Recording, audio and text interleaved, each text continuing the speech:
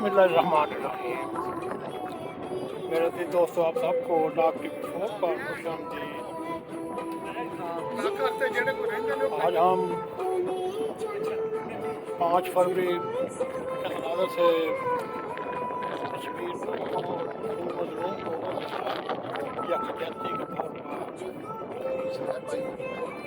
पर फुट के नज़दीक जरमनी शहर में हम हैं पाकिस्तान के ज़ेराहतमाम यकजहती कश्मीर मनाया जा रहा है और रजस्टर्ड के दिल में फ्लैट्स में इस वक्त हम खड़े हैं।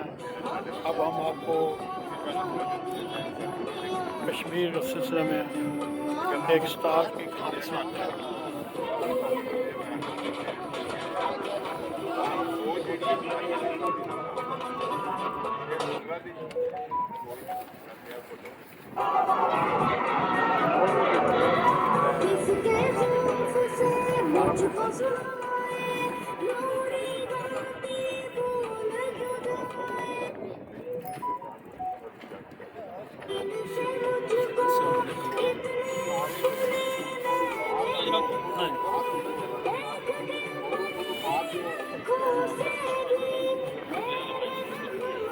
पर्ची मतलब देख लो मैं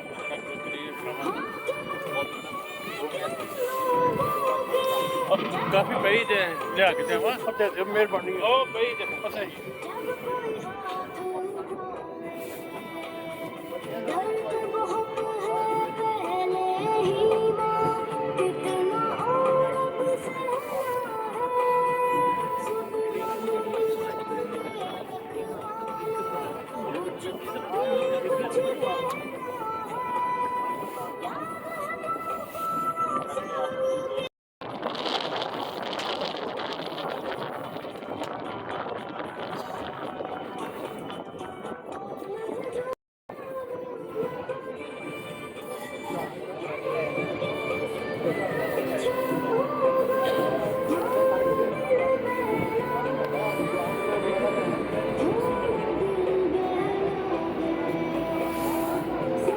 इस वक्त हम जरमनी में खड़े हैं।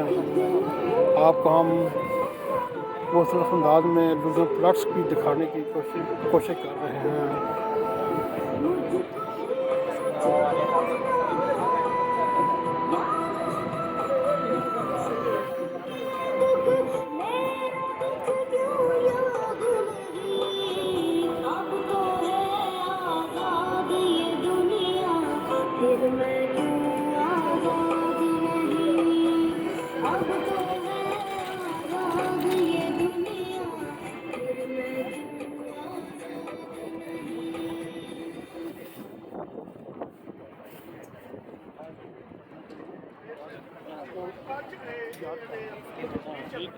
मेरा अगे भी तुम बहुत मैं देखी अपनी video thank you very much. बड़ी मेहनत करते हो, बड़ा जोर लगता हूँ।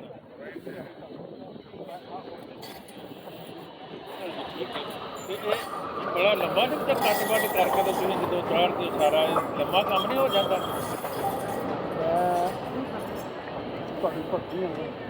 कोशिश है